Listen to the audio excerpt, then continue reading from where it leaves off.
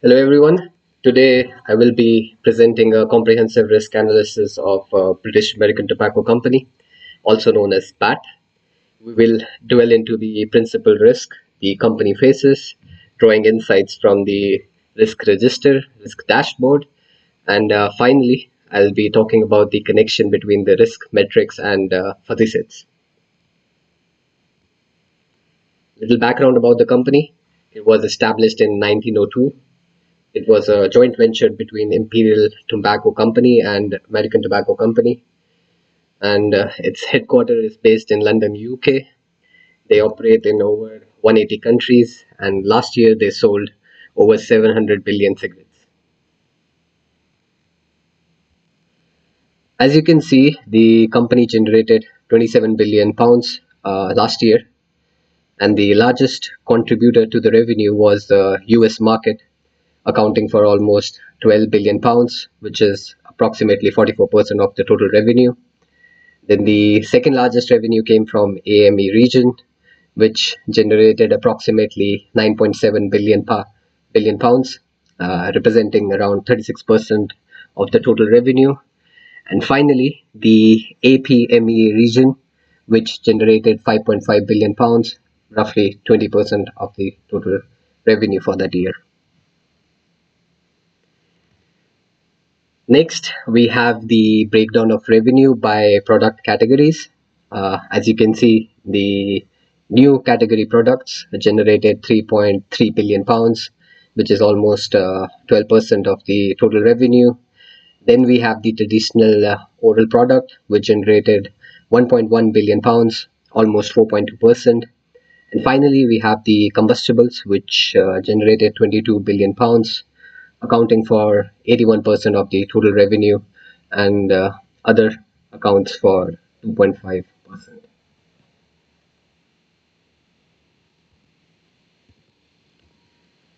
So this is the risk metrics I have created, and I have identified 74 risks which the company faces, and the causes for those risks and the controls that should be applied to mitigate those risks.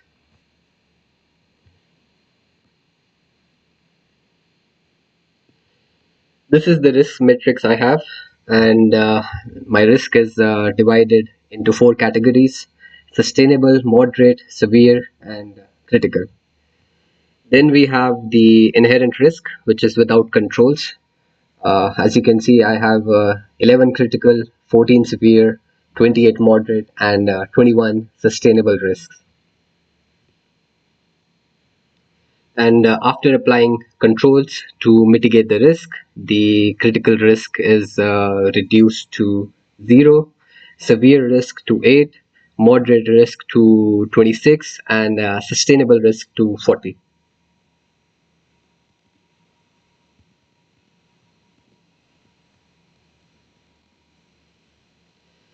So these are the principal risks that the company faces. For the market risk, we have competition from illicit trade. Then we have regulatory interruptions to the growth. Then changes or increase in taxation. Then for financial risk, we have solvency and liquidity. And then foreign exchange rate exposure. For operational risk, we have supply chain disruption, workplace injury or death, then geopolitical tension, then legal risk as litigation, and finally we have climate change and circular economy as environmental risk. So in the next slides, I'll be discussing all these principal risks in depth. So the first one we have is the competition from illicit trade. I have done a bow tie analysis of this risk. So basically, we have risk event, which is illicit trade, in the center, and then causes on the left, and the consequences on the right hand side of the diagram. And before the event occurs, what preventive measures we should have in place is on the left hand side, and then once the event has occurred, what measures can be taken to mitigate the impact. And as you can see, it's in the shape of bow tie, and hence the name bow tie analysis. So the our risk, the principal risk, which is illicit trade, is it's one of the primary principal risk for the British American Tobacco Company. So the illicit tobacco market grew nearly 12% of the total global volumes in 2022, up from 11.4% in 2021. And it is expected that by 2027 it will reach 14% of all sales. Then we have the illicit sales of single-use nicotine product, which surged over 60% of the vapor market. Because of this surge, the offset price hike in 2022 and 2023 resulted in 7% sales drop in the legitimate vapor market. Further, the COVID-19 pandemic amplified the illicit trade because of the supply chain issue, and globally, it is estimated that 350 billion cigarettes were smuggled or manufactured illegally in 2021. So these activities undermine the legitimate markets, and it also poses regulatory challenges for the government and the industries. And in response to these challenges, the company is seizing products, they are detecting counterfeiters, and they're identifying the illicit production machinery. And further, the company is planning to invest 300 million euros to strengthen the border security in the Europe. So they're collaborating with the law enforcement. They're enhancing the law enforcement, which is my one of the post event mitigation strategy. And then they do empty pack surveys to identify the illicit products. They operate anti-illicit trade framework to counter such activities, which is my pre-event mitigation that you need to have. You need to strengthen the anti-illicit trade programs, which will help mitigate this event.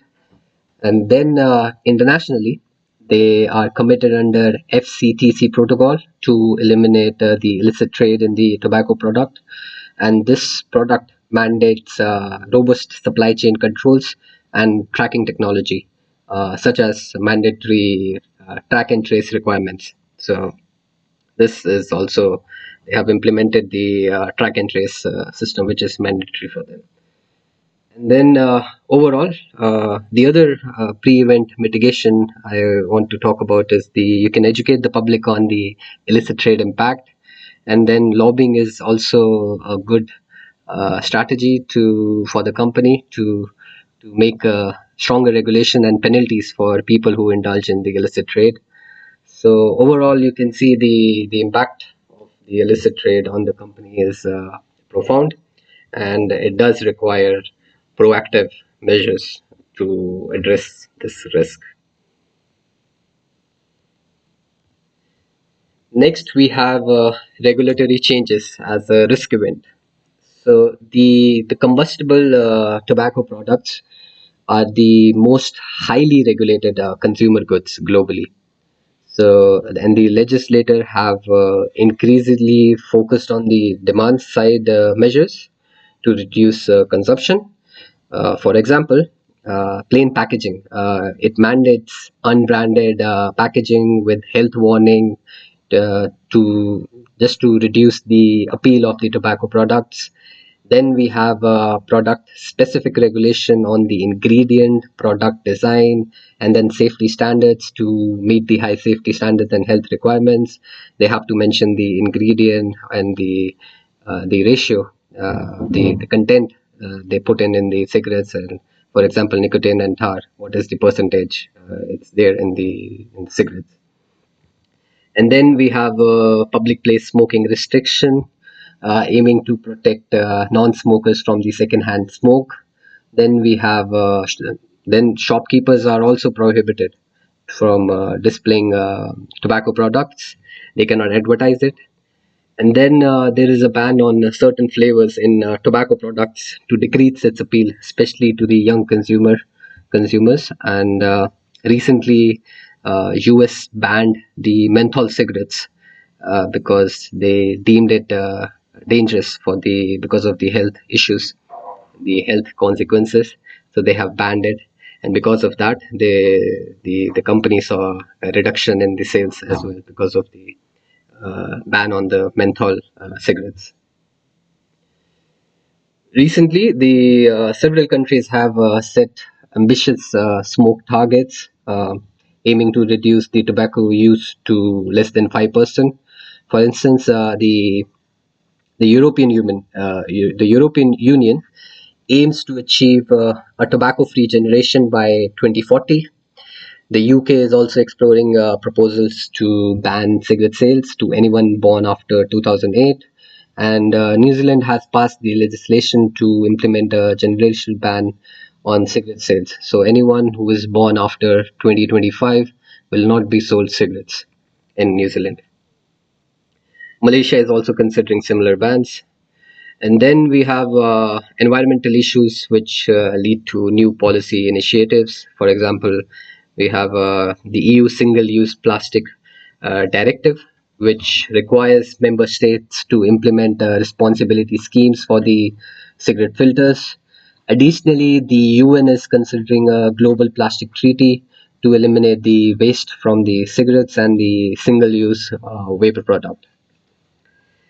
So such regulations increase the operational cost, it diminishes the sales, you see market contraction, and then the potential legal liabilities because of such regulation, the consequences we can see because of the regulatory changes. Eventually, this obviously affects the industry's profitability and sustainability. And to mitigate the complex regulatory environment, the company requires proactive measures, strategic planning, then engaging with the stakeholders and lobbying to create a regulatory balance environment between the consumer and the supplier. So for the regulatory risk, advocacy and lobbying is a good mitigation strategy, and you need impact assessment and scenario planning if there is a change in regulation in the government policies. And you can see the causes. There is international treaties, there's public health campaigns, then you have health advocacy groups. Because of this, the regulatory, these are the causes for the event, and I've already talked about the consequences of this. Next, risk event is taxation change affecting the net profits. So recently, the UK government increased its corporate tax from 19% to 23.5%. This influenced the overall tax expense for the company. And then we have Organization for Economic Cooperation and Development Pillar 2 rules, which makes it mandatory for the companies with global revenue exceeding $750 million to pay a minimum level of tax. And in December 2021, the OECD released the model rules for the minimum corporate tax framework. In June 2023, the UK enacted the legislation to implement the OECD Pillar 2 rules, and from January 1st of Jan 2024, these rules will be applicable to the group, to the company, because they are based in their headquarters is based in London, UK. And in in 2023, the company they paid 39 39.1 billion pounds as taxes, of which 35 billion pounds were indirect taxes. And the corporate tax for the company stood at 2.6 billion pounds, which is an increase from 2 billion pounds because of the change in UK tax policy. So the pre-event mitigation, what I've suggested is tax planning. You can lobby for the favorable tax policy. Then you need the legal tax structuring. You have to be one step ahead of the regulators. And then For the post event, if the event has occurred, then you need tax efficient structuring, then compliance strategies, and you have to regularly review the tax the tax policies.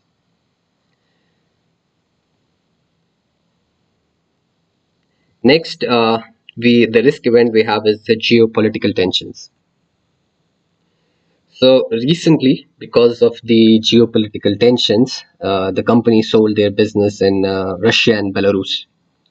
The sale resulted in revenue reduction of £500 million. The assets valued at £770 million were sold for just £425 million. So they booked a loss. So they had to sell it at a cheaper price, even though the value of the assets were much higher. Similarly, they faced challenges in Iran due to the ongoing political uncertainties, which led to the disposal of the business in Iran, and they recorded £270 million as the foreign exchange adjustment for the sale of the business. So clearly, these events highlights the profound impact of geopolitical tension on the multinational corporation. Therefore, it is important for multinational corporation for the companies to have risk management strategies in place to mitigate this risk. For the company, what I have suggested as prevent mitigation is diversified operation. You can have political risk assurance, then you need market assessment, and then post once the event has occurred, so we need crisis management plans, then relocation strategies, and continuous political monitoring to uh, to review the situation. Next, we have the risk event, which is litigation. So the company faces numerous legal actions related to tobacco and new category products, including personal injuries and economic loss claims. As of 31st December 2023, a total of 1,882 cases are filed against the company across the globe. Therefore, because of this, the litigation cost is also high for the company. Last year, they paid £96 million. In 2022, they paid £170 million. And in 2021, they paid around £54 million. In last 3 years, they have paid £430 million just to resolve the disputes. And one of the interesting things I read regarding the litigation against the company that was from Canada. So what Canada did, that they passed a law, which is Tobacco Damages and Healthcare Cost Recovery Act. And under this act, they have filed a case against all the tobacco companies for the expenses incurred by the public health system due to the treatment of diseases caused by the tobacco use. So legally, they have made all the tobacco companies liable under this act, and various provinces have filed cases against all the tobacco companies to pay for the damages. And the amount they want to recover from all the tobacco companies is around £350 million. So, for example, there is a province in Canada, which is Ontario. They seek £202 billion. British Columbia, they seek £70 billion. Alberta, around £6 billion. Quebec, around £35 billion. But most of these cases are still in early stages of document production and discovery. So no trial date has been set for any of these cases. But for future, it still accounts as a risk for the company. Historically, they have one other good thing about the company. Historically, they have managed tobacco-related litigation very effectively, with a high percentage of claims being dismissed before or at trial. But the litigation outcomes are highly unpredictable. So therefore, it is very difficult to estimate the financial impact from such litigation. So for the mitigation strategies, I have prevent. We have the you have the compliance. There is proactive risk management. You need legal support, and of course, and they paid a lot of money as a litigation cost every year. And then the strategic settlement, if it's in their best interest, then a settlement can be done, which company is regular at doing so. And then there is damage to the reputation as a consequences of the litigation. There is a damage to the reputation. There is a brand damage, and for that you need to repair the public relation. So this is also a strategy that post-event mitigation strategy that should be used. Next, we have liquidity risk. So the company increased the net cash from operation to 10.7 billion pounds from 10.4 billion pounds in 2022, and their free cash flow after dividend was increased to 3.3 billion pounds from 3.1 billion pounds in 2022, and they have effectively reduced its debt from 43 billion pounds in 2022 to 39 billion pounds in 2023, and they have improved their leverage ratio from 2.9 to 2.6. For credit rating, Moody's gave them Baa2 positive outlook. Then S&P gave them BBB plus negative outlook. Fitch gave them BBB positive outlook. Further, they have average debt maturity of 10.5 years. Maximum debt maturity is 4 billion pounds in any single calendar year. And for the next 2 years, the group faces debt maturity of approximately 3.2 billion pounds annually. So overall, they have done a good job with managing their debt. And the company, it's also very proactive in managing its bond portfolio. For example, in January, they repaid 750 million pounds as bonds. In Feb, they raised 800 million pounds under the EMTN program. In August, they raised $5 million across five tranches in US dollar market.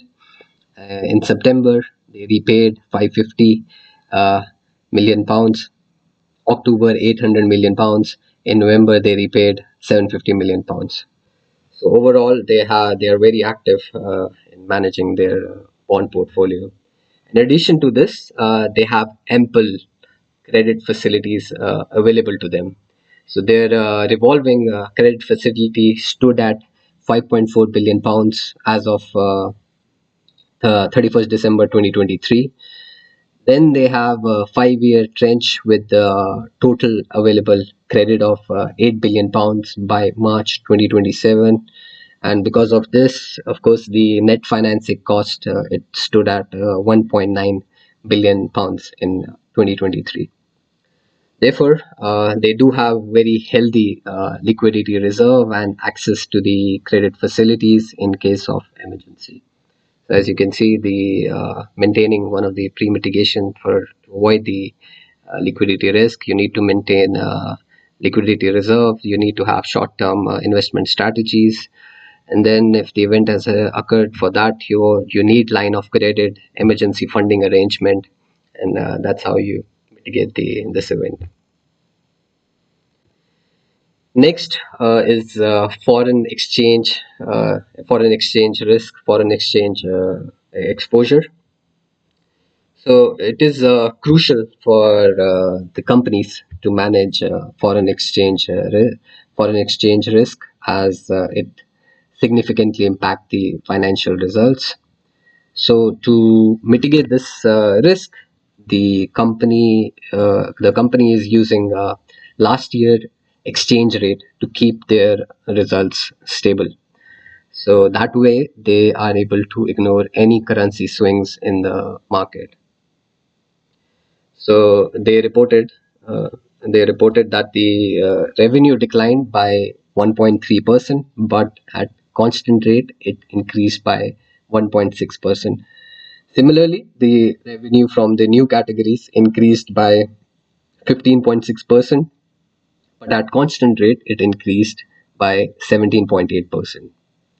Adjusted profit from the operation increased by 0.5%, but at constant rates, it increased by 3.1%. So the strengthening of the pound sterling had a negative impact on the growth rates when compared to the constant exchange rates. Next is the snapshot of derivative financial instruments that the company uses to manage the risk. As you can see, we have fair value hedges and the interest rate swap. This is to uh, protect if there is any changes in the exchange rate. This is to protect these swaps are there to manage that. And as you can see, the company is expected to gain 10 million pounds from the interest rate swaps, but owes 187 pounds. And then you have cross currency swap, which is related to the currency fluctuation. And for that, you can see the company is expecting a net benefit of 97 million pounds from these swaps, and the cost is on the other hand, it's 13 million pounds. Then you have the forward foreign currency contracts, which there's you lock in the exchange rate for the future transaction to manage the foreign exchange risk. So the company expects to gain 48 million pounds from these contracts, but owes 55 million pounds. Next, you have sorry, sorry. Next, you have the forward foreign currency contract held for trading, and which is the foreign investment to protect against the currency risk. And you can see the company expects to gain 81 million pounds from these contracts, and but owes 9 million pounds.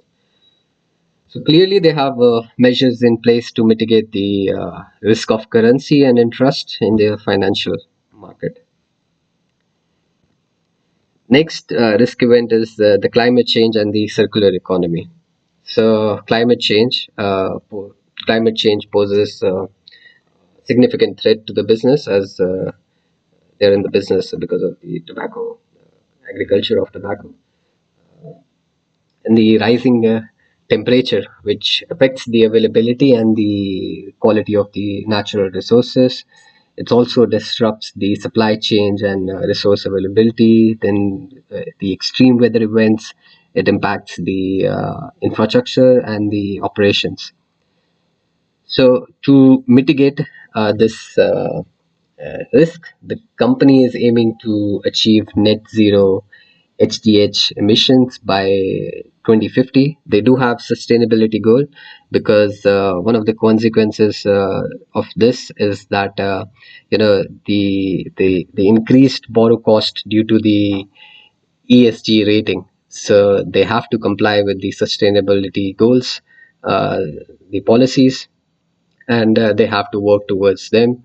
And because of that, they will have a poor rating. Because of poor rating, the access to the capital will also be limited. And of course, there is financial loss also related to the climate change. And then to mitigate the risk, what the company is doing, that they are investing. They invested around 24 million pounds in emission and energy reduction projects across 67% of their operational sites. As a result, 36% operational sites have achieved carbon neutral status. And then additionally, the company aims to use 50% of the renewable energy by 2030. So far, they have reached 38% in 2023. Sorry. They have also introduced a new curing technology and carbon smart practices to reduce coal consumption. They have also made significant progress in reducing product related waste, like the vapor product saw the removal of the plastic films and trays, saving 380 tons of plastic. Their heated product switched to recyclable packaging, saving 250 metric tons of material. Then you have the modern oral products. introduced the recyclable cans, and the cigarettes replaced foils with recyclable paper, which resulted in reducing CO2 emissions by 84,000 tons. So because of this, the climate change, the company has already, they also expect the financial impact because of the climate change, and they have predicted that that the company will have the financial impact of for from the carbon tax around 220 million pounds. From the product tax, they're expecting the financial impact up to 270 million pounds. Then they're expecting energy cost 340 million pounds. Cost of capital and insurance, they're expecting the financial impact up to 390 million pounds. Acute weather events 150 pounds, and chronic weather patterns 240 million pounds. In total, they are expecting the financial impact of climate change. They're expecting is it will impact them by 1.6 billion pounds. So because of this, the company is working towards more sustainable and resilient business model, and they're addressing the climate change, and they're promoting the circular economy practices. And one of the mitigation event I want to talk about is the what they're doing is the integrating sustainability goal into performance metrics. So unless you perform or you achieve the sustainability goals, you will not get the bonuses. The leadership, it's coming from the top. The leadership, they will not get paid, or they will not get the bonuses. It will affect their salaries. So, and they have made this is their post event. I have put it as a post event mitigation. So therefore the leadership have made sustainability as their goal while working towards the climate change and circular economy. Next risk we have the operational risk, which is supply chain disruption.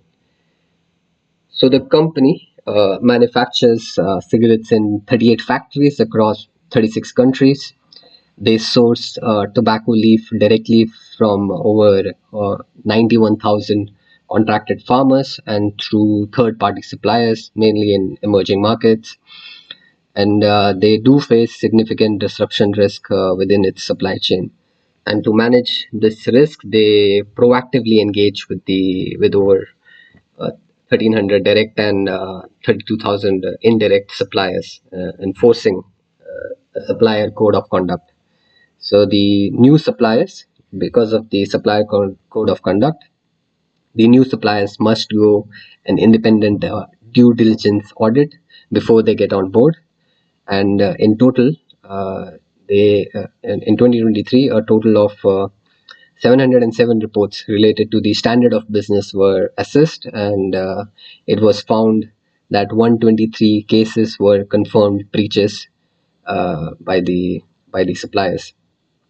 So they are so one of the strategies I have, one of the mitigation controls I have mentioned is diversify suppliers. So they do have ample suppliers, and they do maintain stock, buffer stock, to mitigate this risk. And then what you can do if the event has occurred, then you need to identify secure alternative supplier, which they do by by doing the auditing, and you get to know which supplier is available to supply the demand. And then you can adjust for pre mitigation, sorry, the post event mitigation. You need to adjust the production schedule so that there is no overproduction or underproduction of the tobacco products. And then overall, you see the company needs to have the continuity plan. This is part of it. And then the contingency sourcing plan, again they do have diversified suppliers. And then there is you need to have the disaster recovery plans in case of any disaster. In a natural disaster, they need to have, which disrupt the supply chain, so they do have disaster recovery plans and insurances as well, so to ensure that, so which covers if there is any supply chain disruption. Next, we have workplace accidents impacting the employee safety and productivity. So, to track the health and safety performance across the company, to across all their sites, they have environment, health, and safety management system in place. So, it was reported in 2023 that they achieved the lowest total recorded incident rate, where they recorded that the serious injuries were reduced by 36%. 83% of their sites achieved zero accidents in 2023. There is a 10% decrease in the vehicle related accidents and attacks and assault compared to 2022. Then they have made PPE, which is the personal protective equipment, mandatory for the agrochemical use under their green tobacco sickness prevention policy. Then they provide training on safe and correct use and storage and disposal of agrochemical to the tobacco farmers. And they also have workplace and human right policy, which into 2023 they reported 216 alleged breaches, and 69 were confirmed, which resulted in 33 dismissals. So overall, the company do have a robust policy to address the workplace accident and which impact the employee safety and productivity. They have a robust policy for that. So they do have protocol, which is prevent again. So they do have strict safety protocols. They do provide safety training, how to use the agrochemicals. They do safety audits, and then they provide proper use. They give training for that, the PPE, and finally we have they have the incident response team. So it does get recorded, like what's the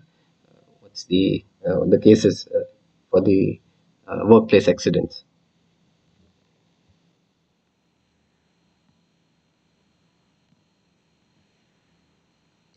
Next, we have fuzzy sets.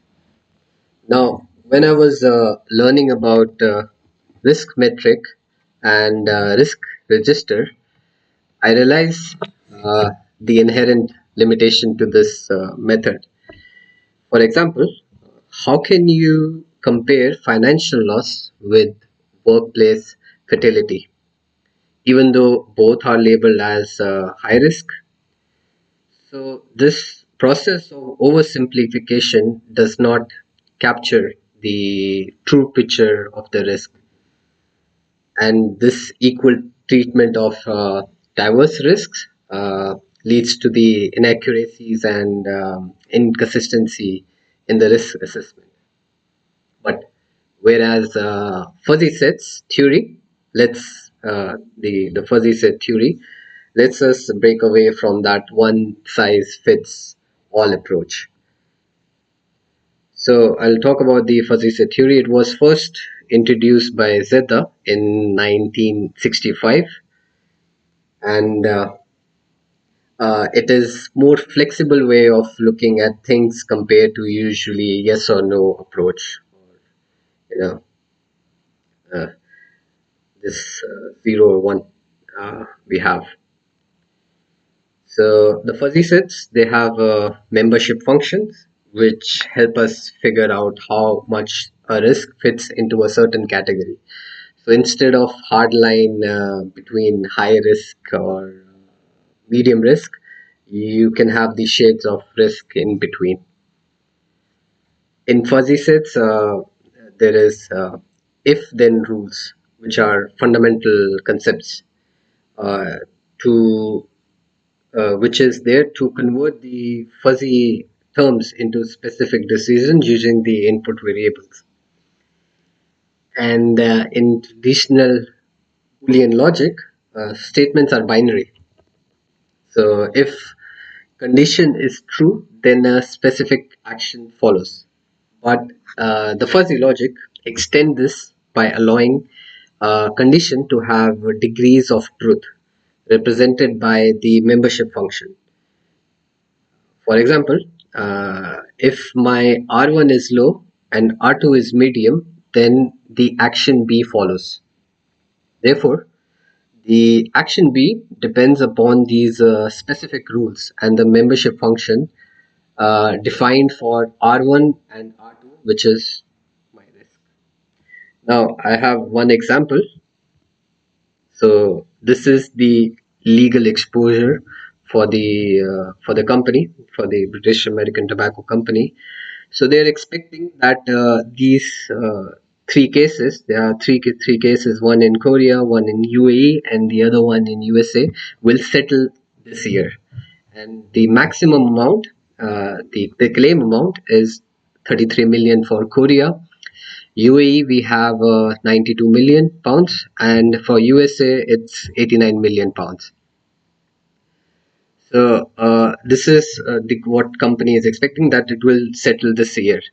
So this I have already written down the parameters for it. For me, the low risk, the medium and the high is 0 to 5, 5 to 10, and 20 to 33. Similarly, the others as well.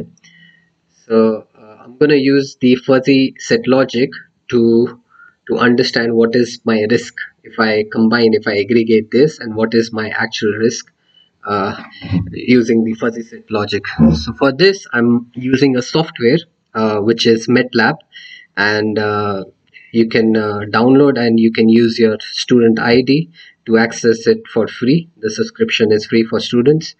So I'm going to show, I've already put in, this is MATLAB, and in MATLAB there is a software which is fuzzy logic designer. So I've already done with the inputs. I've already put it in place to show it to you. So for example, so I have three inputs, which is Korea, UAE, and Texas, and I have one output, which is risk.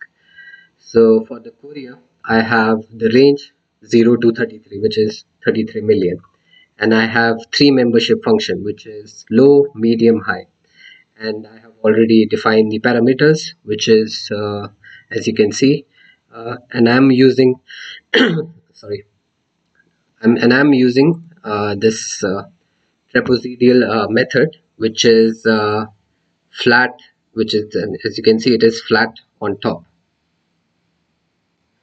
So that is why four numbers you see. Similarly, I did that for UAE. I have UAE.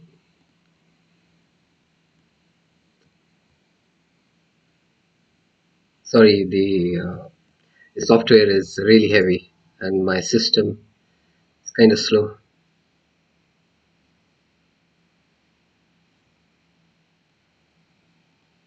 I think I have to reopen this. Oh no. Okay. Yeah. So now I have UAE. So my range is 0 to 92, which is the maximum amount I'm supposed to pay, and I have the parameter set for it. For the low, it's 23 0 23 46. Medium is this, and high, for high it's this. So I've already put in the parameters. And similarly for Texas,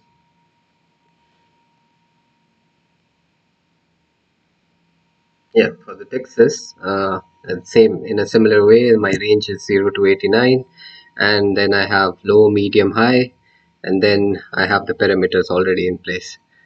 So now I want to show you the. So this is the membership function. Now I want to show you the rules that I have used. So in total, there are 27 scenarios for me, which I am using. So which is, if my Korea, the risk from the Korea is low, and UAE is low, and Texas is low, then my risk is green. So my output, sorry, I forgot to talk about the output. So my output is the which is, goes by the name risk. It also has three membership function, and my range is 0 to 1. So as you can see, show you the so my names are green. So these are the parameter. It's already is from 0 to 1. It's in between 0 to 1. So green, yellow, and red. And same, it's trapezoidal type I'm using. So as you can see the rules. if my Korea risk from Korea is low and from UAE it's low, Texas is low, then my risk is green. This is my first rule, and the weightage is 1. Similarly, I have put in 27 rules. Like for example, like I'll give you a random example. If Korea, my risk from Korea is low, UAE is high, and Texas is medium, then my risk is red.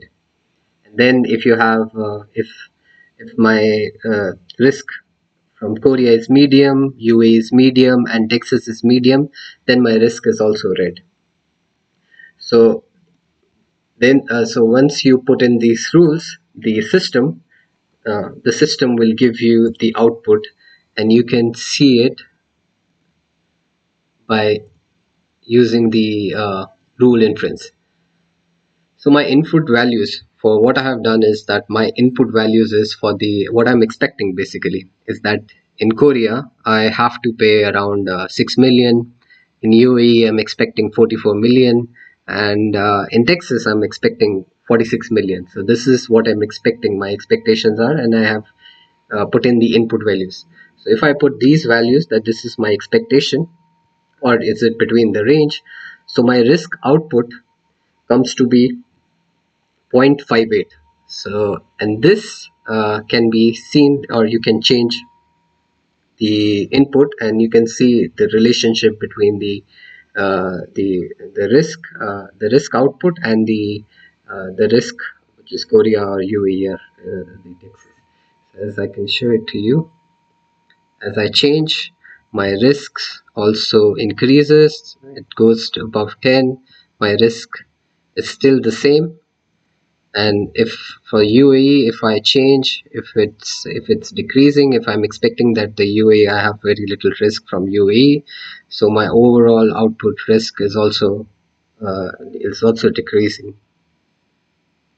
So but what inputs I have used for specifically for this example is 6, 44,